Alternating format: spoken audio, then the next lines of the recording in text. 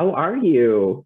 Great. How are you? I'm great. Nice to meet you. Me too. I know we've known each other on social media, but it's not the same like having a Yeah, conversation. So I'm very yeah. excited. It's always nice to put like a voice, and a True. moving face to people's, True. social media profiles. And have your personality come out as well. I agree. Yeah, yeah, totally. Awesome. Christopher, let me see if I get this right. Marchitelli. So in Italian, yes. So if you were to travel to Italy, it'd be Marchitelli, but the American version is Marchitelli. So either one works. Okay, I see. Yeah. Yeah. All right. So Marchitelli. I was very intrigued by your story. I followed you on Instagram and I've listened to a few of your interviews, and Yeah. I thought it'd be really interesting to bring it to my audience and Mhm. share with them your success story on carnivore. Actually, were you vegan or were you vegetarian? So I was vegetarian, but I like to say I was a vegan except for the cheese. It's basically the only thing that I kept in. I see. Yeah. So can you, well, first, if you want to introduce yourself, like what you would like to talk about today, but Yeah. also after that, let's talk about your transformation or success story from that vegan with dairy to carnivore, and why you did that, and how that has impacted your health and everything, and anxiety also. But let's first start with a little bit about overall your like just a little bit about yourself first, and then we'll dive into that. Yeah, so my name is Chris Marchitelli. I am a certified health and wellness coach. And so I help people, kind of with their energy, their cravings, help them use a lifestyle that is certainly more animal-based and low carb to really meet their health and wellness goals. I'm also openly LGBTQ. So, a lot of the clients and the people that I end up working with are part of the queer community. And you want to talk about that? I was going to see if you would like to talk about specific challenges in the LGBTQ community with regards to fitness and health. There's a lot, in the queer community. There's a really great study that was done, I think it was about 5 or 6 years ago, with college students who identify as queer. So, somehow lesbian, gay, trans, and many of them were food insecure, especially compared to their peers. So a lot of the times, queer youth might not be accepted in their families. It's certainly gotten better in the United States, but then you're left out on your own. And if you don't have that parental support, I know for me, when I was younger, my parents were quite supportive when I was in college, and they were able to, pick up the extra expenses that I needed, maybe food, maybe helping with housing and stuff like that. For some queer individuals, they just don't have that kind of support. So they can be much more food insecure and then have much more nutrient deficiencies. We also have a lot of issues with, how we look. I think a lot of people outside of the queer community think about it as, a lot of women are often, very conscious of the way that they look. Gay men in particular tend to be the same way, have a lot of insecurity around their bodies. It's a very sex-driven type of environment in that faction of the queer community. So there are specific challenges, when I'm working with people that go a little just outside of, eating a low carbohydrate diet. Interesting. Yeah, I think that would be really interesting to delve into maybe later, also like at a deeper level. I think we should definitely go into that. But first, I really want to dive into that transformation. And first of all, why did you start a vegetarian diet? Yeah, so I a vegan vegetarian diet. We'll call it a plant-based diet. I started back in, oh my goodness, probably 2015. So right before I had graduated from college. And, I think a lot of colleges these days are very social justice oriented, right? So, and I considered myself very, open-minded and wanted to help the world and, all of those things when I was, 21 years old. And so a lot of my friends had gone vegetarian or vegan at the time because we all wanted to change the world. And so I, had seen some videos, friends had shown me some documentaries. I think we'd watched them in class as well. And I remember just being horrified by what I was seeing, baby chicks being put in blenders, cows being mutilated, and just all of these awful things. And I had, considered myself healthy. I was super thin, but that was always considered fine, by the doctor. I had a kind of hard time sleeping, but I didn't think much of it. So I decided, at one point, I was just going to do a vegetarian option for lunch every day. So my sub, I used to go to our substation at the student union, and I would just remove the meat every day from my food. And it was a very kind of a gradual thing. I did it over a couple of weeks. And then I, fully considered myself vegetarian at that point. And I stayed vegetarian for about 2 years. So after college, I had done a service program called AmeriCorps, which is run by the United States government. And we kind of helped with FEMA disasters around the country. And at that point, everything, that was kind of already wrong with me was accelerating. I was getting constant restless leg syndrome. I could not sleep at night. I was tired and wired. So I would sit there, in the back of our van and just have no idea why I could not keep my eyes open, but I couldn't sleep during the day or sleep at night. So, things are just cascading out of control. My skin is getting really bad.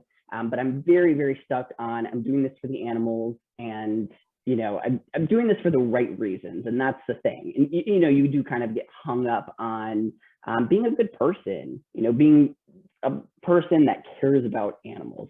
I didn't really understand nutrition or health or anything like that at the time. So I had gotten back home, and it had occurred to me that everything was pretty much going wrong at that point, and I needed to do something about it. I looked in the mirror, and I could just see somebody who was super frail, super weak. My skin did not look good, and I knew I really had to make a change. So at that point, I was like, you know what? I'm going to kind of look into different diets, and I'd come across a paleo diet. And the version of a paleo diet I had come across was a little bit more moderate carbohydrate. So the guy that I was learning from, he wanted me to be a little bit more kind of in the 150, 200 gram of carbohydrate range. So I was eating a paleo diet without any grains, without any legumes, without any dairy at the time. And kind of eating all of this white rice because it was the only way I knew to get that many carbohydrates. I would do potatoes too sometimes. So I'd eaten a high carbohydrate diet my entire life up until that point. I don't think I had ever dived probably below 150 grams of carbohydrates.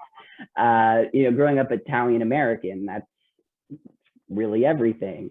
True. So I go on a paleo diet, and up until this point, a lot of things are considered normal, right? I didn't know that that seasonal allergies, for example, are not really a natural thing, to happen to human beings. I had always accepted it as normal. So I had debilitating seasonal allergies my entire life. And I just, I did the allergy shots on the weekends. I took the Flonase up my nose. I took the over-the-counter stuff. I really did the whole gamut of allergy relief.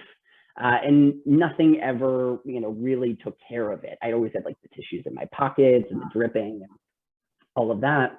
And within about 3 days of going grainless, so I'd just given up the grains and maybe the dairy at the time, my seasonal allergies were 98% better.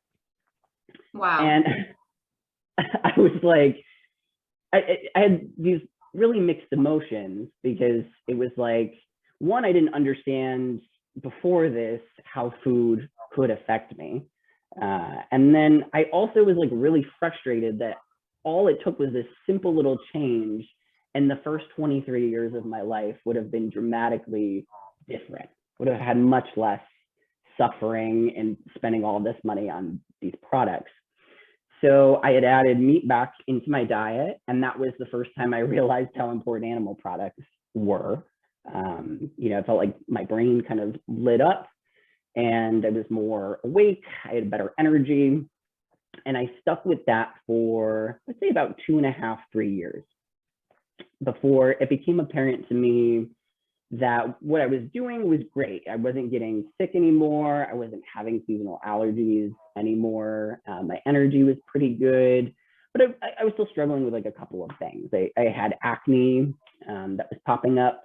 I was still really thin. I was hungry all the time. And that was something that I also thought was just natural. It was just, you know, constant hunger, eating all day. And so eventually I had figured out, you know, just kind of doing my own research, that I probably had hypothyroidism. It kind of added up. I had all of the common symptoms: cold hands and feet. You know, some people experience weight gain. I could not gain weight. My eyebrows were thinning, hair thinning, pretty much every symptom in the book, weakness, fatigue, the whole spectrum there. And I had gone to a functional medicine doctor. We have like one functional medicine doctor for like this city and the city next to us. Like that's like pretty much it. Where are you at? Where are you based? I'm in Syracuse, New York, right in the middle of New York State. Okay. So it's, you know, it's certainly not like Los Angeles or New York City or, you know, somewhere with a big population that might be, you know, more plentiful with that kind of a practitioner. So I had one practitioner basically to choose from. And when I went to him, I already knew, you know, kind of what was going on and what I had wanted. When I went to my regular doctor, I knew that they weren't going to find the hypothyroidism. It's just, I don't know if your audience is aware of like thyroid hormone, but a lot of the times they'll just look for TSH to be like extremely high or extremely low, the thyroid stimulating hormone. And that can hide hypothyroidism or Hashimoto's if you don't have a full panel. So exactly, they can't catch it. Like a traditional doctor oftentimes will miss a hypothyroidism case because they don't run the proper test. They don't do the free T3, the antibodies, all of those things. And it's usually when you're like 10, 15 years, if not longer, into a full-blown hypothyroidism that then is when, oh, your TSH, you know, and then they fix it. And they don't fix it. Let me ask you, are you taking medication? So currently I take a very low dose of medication. And which, I don't know if you feel comfortable sharing, if, can you share with us which medication? Yeah, so I take pig thyroid, desiccated pig. So I take a low dosage of that. And I also take a synthetic, it's like Cetomil, but I think it's a generic version of it. Right. So it's a little bit of T3. Go ahead. When I was diagnosed, you know, my T3 was super low. It was like rock bottom. And the good thing is that you knew to go see a functional medicine doctor, because otherwise it would have put you on Synthroid, right? Yeah. Right. If I had gotten a diagnosis at all, right? Like I showed up there with basically every symptom in the book of hypothyroidism. And it was like, well, you're fine because that's what the blood work says, right? So, and I just knew better. I had done too much research at that point. And my functional medicine doctor, you know, he got me on thyroid medication. He already recommended a paleo diet, and that's what I was doing. So we're all good there. But at one point, I think this was after COVID started, and he looked at me and he was like, your blood sugar is high, my glucose. But it wasn't high enough that it would like trigger a reaction from most doctors, right? Like usually if you're getting into like the kind of pre-diabetes, diabetes kind of a place, then they'll start, you know, kind of questioning your blood sugar there. But I wasn't, you know, I was hanging out maybe 10, 15 points below. So nobody had ever said anything to me that there was a problem. And so he recommended that I go down to, I think at the time he had said about 40 to like 70 grams of carbohydrates, which, you know, knowing what I know now is a pretty low carbohydrate, you know, paradigm. But then it was extremely low to me. You know, I never willingly restricted carbohydrates or knowingly restricted carbohydrates at that point in my entire life. And it was a very strange experience, you know, getting fat adapted and no longer, you know, just relying on carbohydrates and now relying on, you know, mostly fat. So I upped my fat, which was very hard for my body to process after 26 years probably of burning, you know, mostly sugar and carbohydrates. You know, fat was really hard to start processing properly. And it did take, you know, I think about 2 months before I could tell I was really adapted to it. So I'm doing low carbohydrate. I'm feeling a lot better. Like my energy is way up. I'm no longer hungry anymore. My skin is clearing up a ton. And I was like, wow, this is really weird. Like I would have never, like, I didn't even know really what was going on. I didn't know that I was kind of like tapping into ketosis and starting to burn fat for fuel. He didn't really educate me on a lot of those things. And so we were looking, it was actually on Reddit. My mom, she had a pretty debilitating visual diagnosis back in 2018. She had lost quite a bit of her vision. For people who are unfamiliar, generally 20/20 is considered like perfect vision, you know, that doesn't need correction. She was sitting at about 20, so it's 20/640. So 20/200 is legally blind.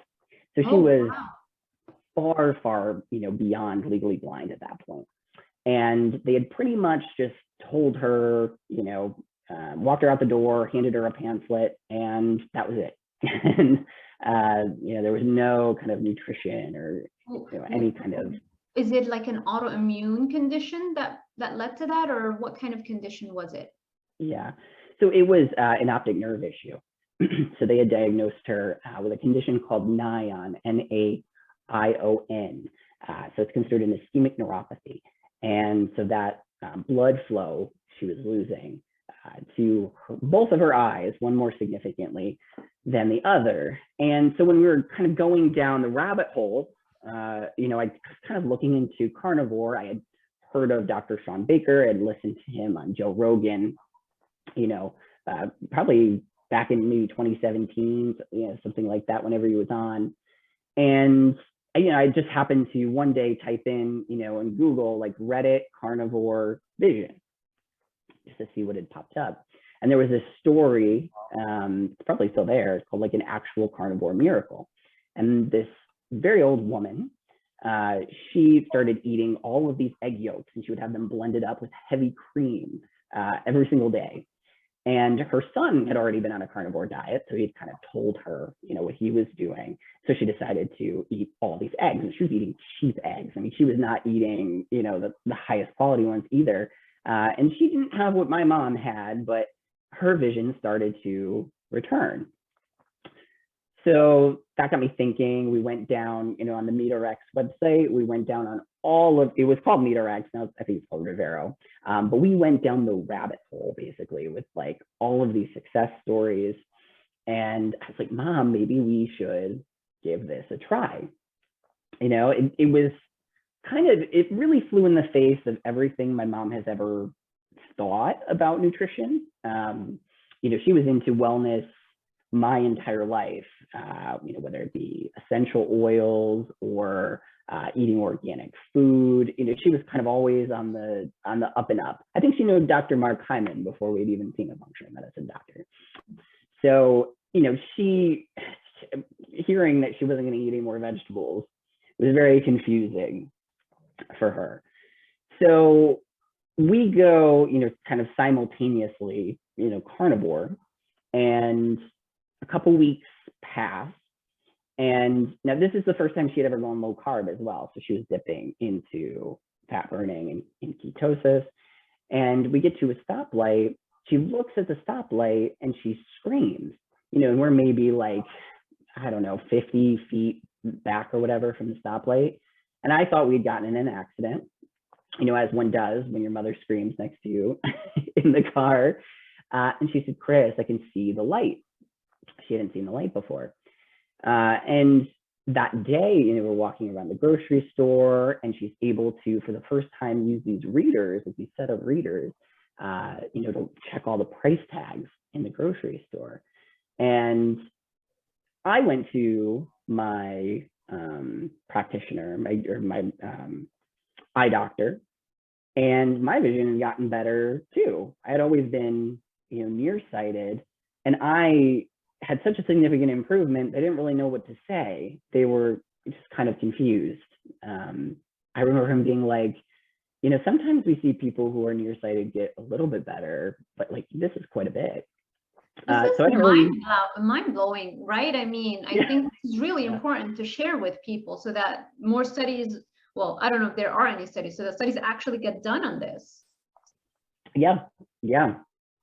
And it seems crazy. I tell people about it still, who aren't, very familiar with health and wellness things, and they just think it's the most insane thing you've ever heard of.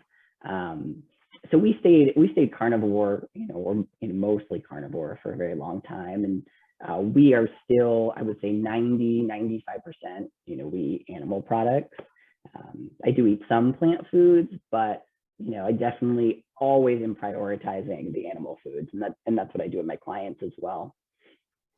That's incredible. So it was you starting to go down that rabbit hole, and then after that, your experience with your mother and her vision, that kind of solidified your commitment, and you understood like, wow, diet has such a amazing effect on every single thing, things that we don't even think about, things that we don't even possibly could relate to diet, because very few people are into what we're doing, right? I mean, the vast majority in the world isn't eating carnivore. And first of all, the vast majority of the world is not living in the richest conditions, right? If you're making over $35,000 a year in the United States, you're in the top 1% of wealth globally, I believe, something like that. Right. So the vast majority of the world is not subsisting on animal-based foods because they are more expensive.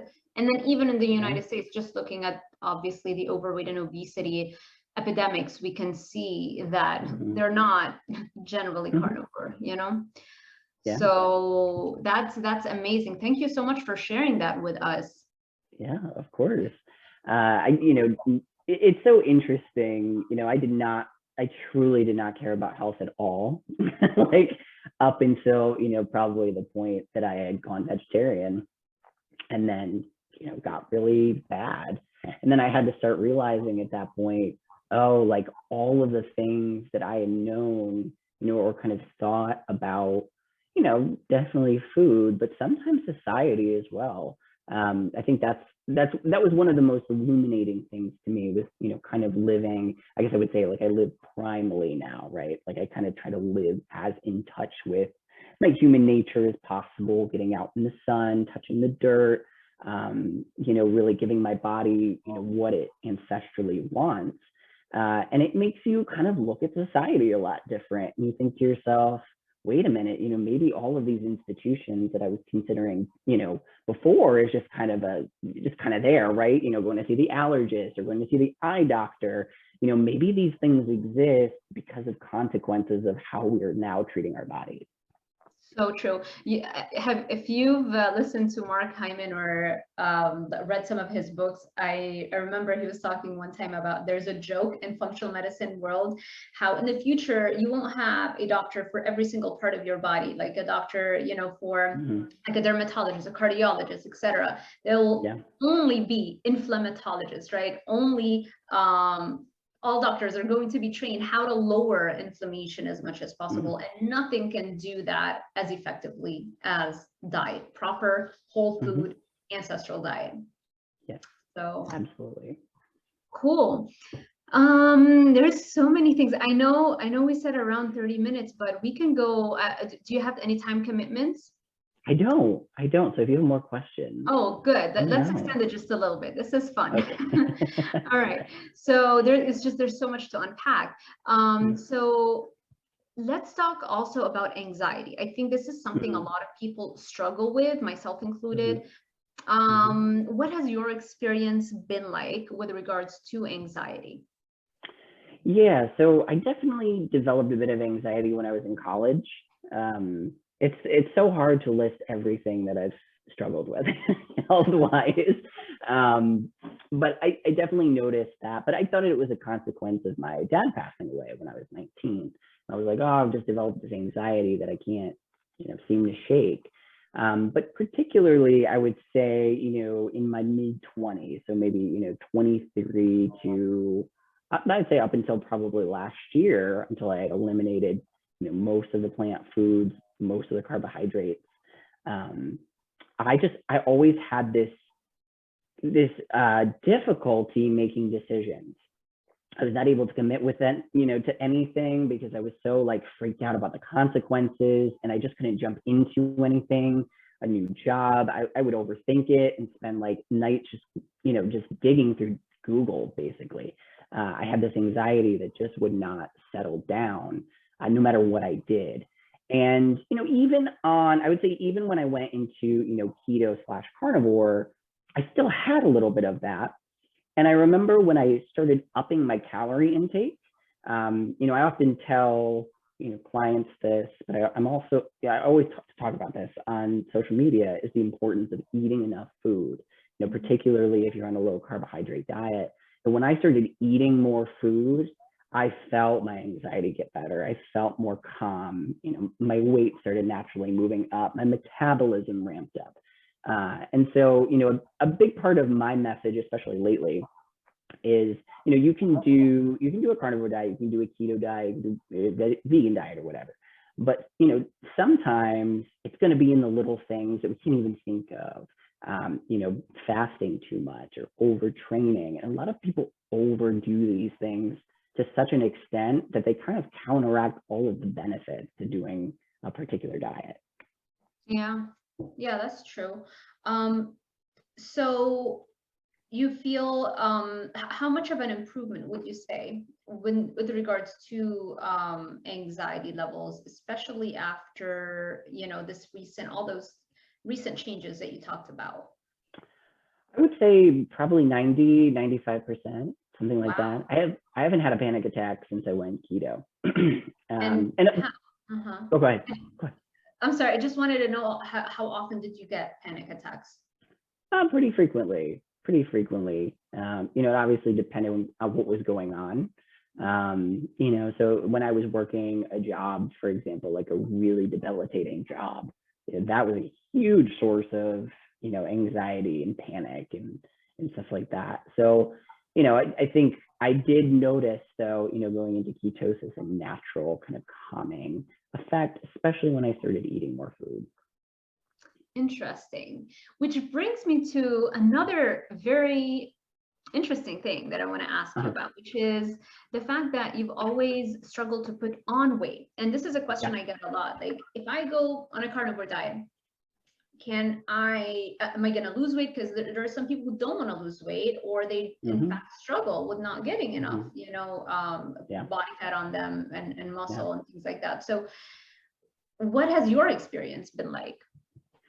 I think it's really interesting. I was skinny my entire life, and that was always taken as a sign of health, right? Like I was always, kind of sitting there right at the bottom, maybe a pound or two underweight. Nobody ever, thought of anything of it. And so, obviously being a man who, wants to, get stronger, I couldn't figure out at first how to put on weight.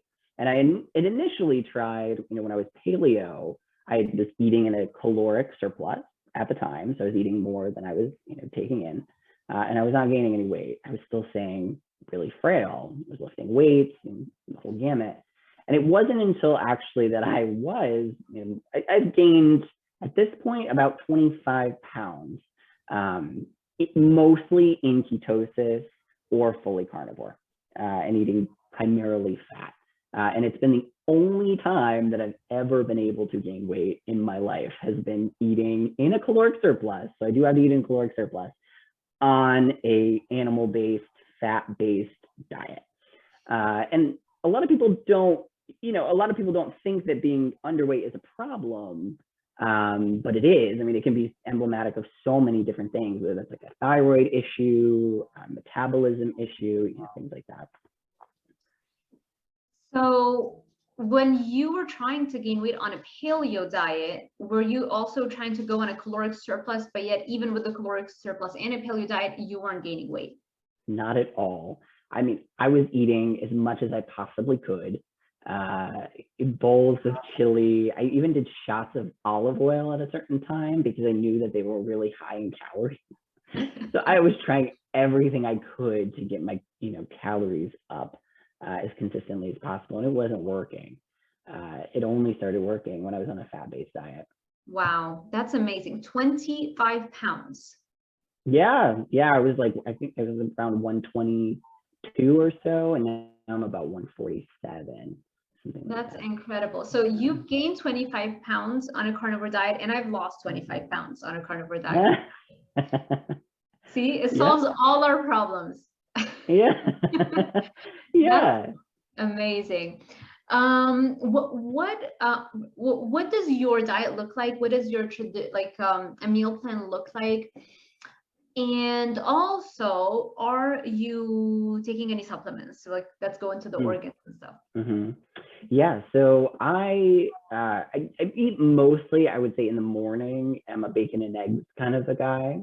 I do have butter, so I'm kind of infamous on Instagram for blending a lot of butter into my coffee, and that really does help up my calories for the day if I need, to gain weight at that time. And then the rest of my day is usually, some kind of animal food, and then I might dress it up with a plant food. So, if I'm having dinner, for example, the other night I made Korean, keto Korean bowl. So I just take ground beef and then I reduce some coconut aminos into it. And, technically it's not carnivore, but it's, mostly meat. I like to have sausage and tomato puree. Tomato puree kind of not having the seeds or the peels of the tomato, the anti-nutrient load is a lot lower. So I tend to make a lot of dishes in tomato puree. And I find that works really well for me. I'm really good with dairy, being Italian. So I eat lots of cheese. And that's the majority of my diet. I really don't, sometimes I eat out. And if I eat out, then I might have a little bit of white rice, or a little bit of vegetable if it comes on the plate. But I don't seek it out in my own personal life very much. Interesting. And supplementation, or do you eat organ meats? Yeah. I don't eat organ meats anymore. Surprisingly, at the beginning, I was eating quite a bit of liver, and I was enjoying it at first. And then I remember I just started gagging. Like I could not stomach the liver anymore. It was not working for me. I had taken, supplements. I had bought some of the organ supplements before, and they were fine, but they're really expensive. So I kind of dropped those all together. I still make bone broths, and I eat collagen in my coffee in the morning. So I definitely get some other parts of the animal and not just the muscle meats. Excuse me.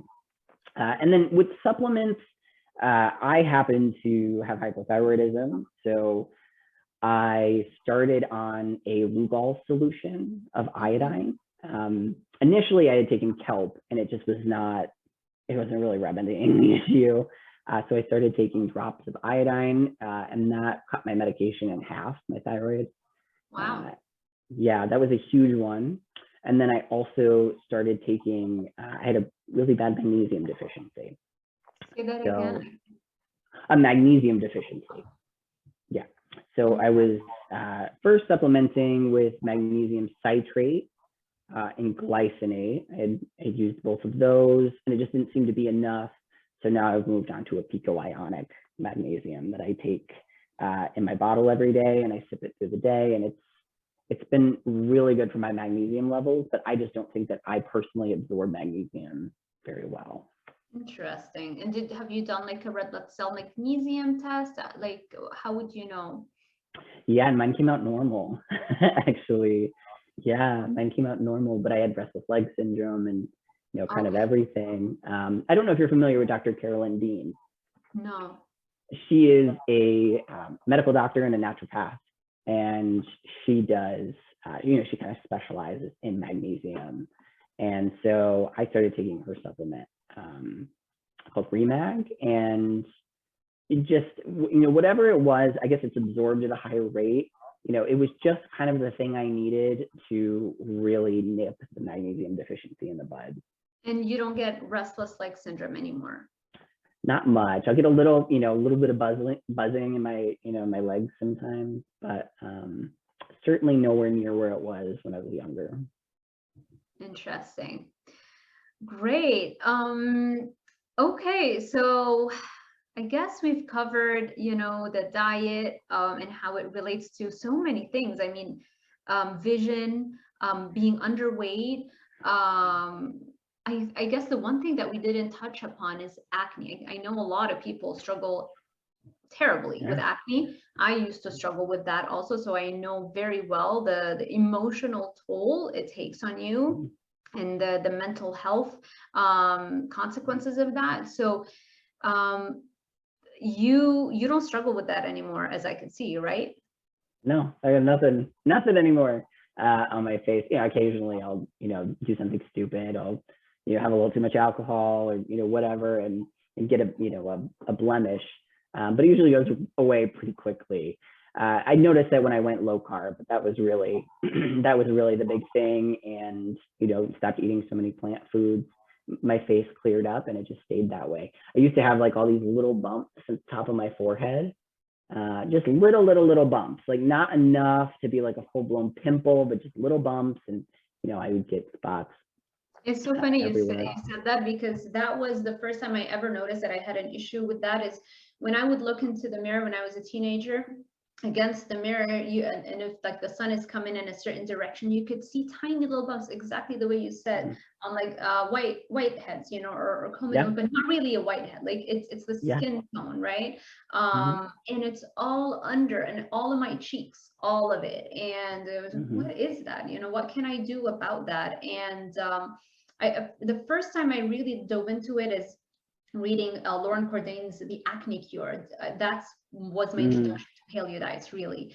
And it did clear my skin, but not as clear as it is with carnivore, because I was doing paleo. He was basically advocating a paleo diet to act as an acne cure, and it worked. But I still had those tiny little bumps, even though at a smaller amount. And that didn't go away until I really did low carb. Yep. Low carb was the kind of the one thing that I needed to help that. And now, I notice that, sometimes I, am eating out, or I want to have a little bit of potato or something like that. And my body is so much more now efficient at being able to do that. Like I've really built in the metabolic flexibility to be able to handle the carbohydrates. So I'm never starving. I always feel satisfied. Carbohydrates, if I have a little bit more, it doesn't wreck me the way that it used to.